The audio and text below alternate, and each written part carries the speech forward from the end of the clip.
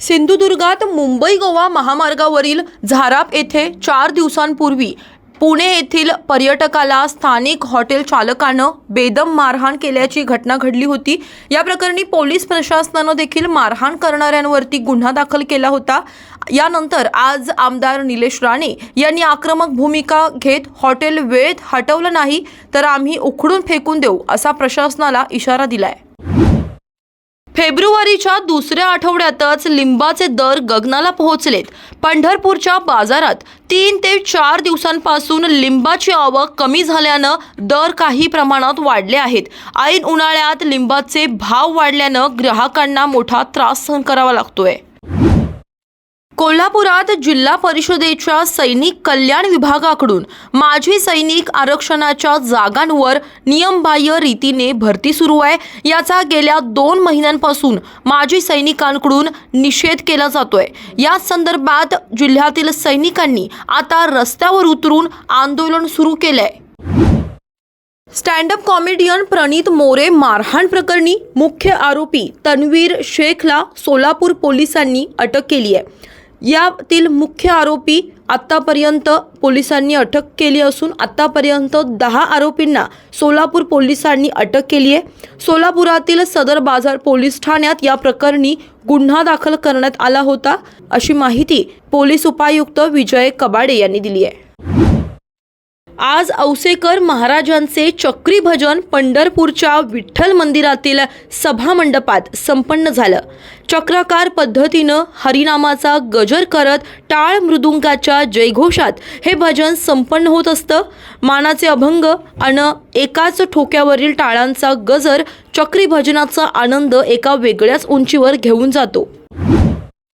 कुंभमेळ्यासाठी जाणाऱ्या प्रवाशांसाठी मध्य रेल्वेकडून विशेष सोय करण्यात आली आहे। कुंभमेळ्यासाठी जाणाऱ्या नागरिकांसाठी मध्य रेल्वेद्वारे 16 ते 17 रेग्युलर ट्रेन्स, 4 ते 5 स्पेशल ट्रेन या प्रति दिवशी चालवल्या जात आहेत। या ट्रेनद्वारे लाखो भाविक कुंभमेळ्यामध्ये संगमामध्ये स्नान करण्याचे पुण्य प्राप्त करत आहेत अशी माहिती मध्य रेल्वेचे मुख्य जनसंपर्क अधिकारी डॉक्टर स्वप्नील नीला यांनी दिली आहे। किमान वेतन कायद्याअंतर्गत वेतन नियमित करण्यावरून कंत्राटी कर्मचारी आणि नवी मुंबई महानगरपालिका यांच्यात सुरू असलेला वाद आणखी तीव्र झाला होता। कर्मचारी संघटनेनं अनिश्चित काळासाठी संप देखील पुकारला होता। नवी मुंबई महानगरपालिकेत विविध विभागांमध्ये कंत्राटी स्वरूपात कार्यरत असलेल्या 8050 कामगारांनी 10 फेब्रुवारी रोजी काम बंद आंदोलन पुकारलं होतं। मात्र अखेर हे आंदोलन तुर्तास स्थगित करण्यात आले। आलमट्टी धरणाची उंची वाढवू दिली जाणार नाही हे वेळोवेळी उपमुख्यमंत्री देवेंद्र फडणवीस यांनी सांगितलंय। कोल्हापूर जिल्ह्याच्या दौऱ्यावर आले असताना याबाबत मुख्यमंत्र्यांशी आपली चर्चा झाली होती असं वैद्यकीय शिक्षण मंत्री हसन मुश्रीफ यांनी सांगितलंय। मात्र जर कुणी आक्षेप घेतला नाही असं पत्र केंद्राचं आलं असेल तर उद्याच्या कॅबिनेटमध्ये याबाबत चर्चा केली जाईल अशी माहिती देखील त्यांनी यावेळी दिली आहे।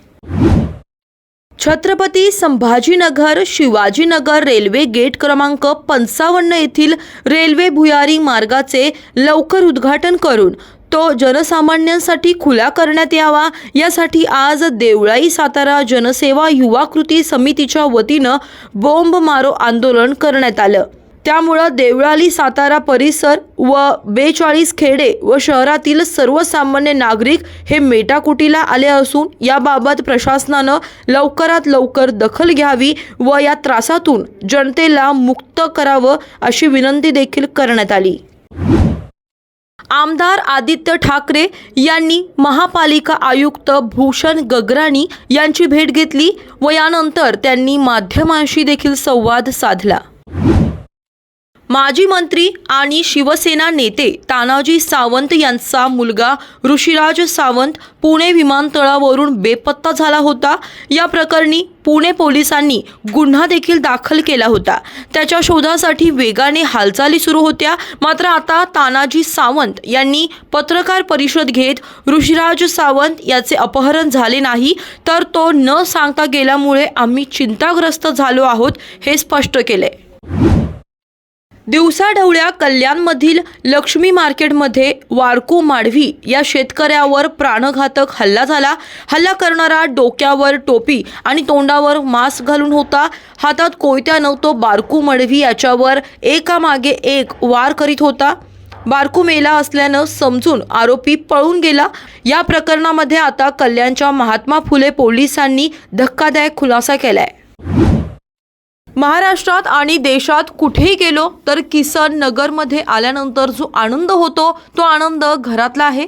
एकनाथ शिंदे यांना तुम्ही लहानपणापासून पाहिलं. शाखा प्रमुख, नगरसेवक, आमदार, मंत्री, विरोधी पक्षनेता या राज्याचा मुख्यमंत्री झालो. त्यामुळं किसन नगर भारतीय आणि ठाणेकरांचं खूप मोठं योगदान असल्याचं यावेळी उपमुख्यमंत्री एकनाथ शिंदे म्हणालेत.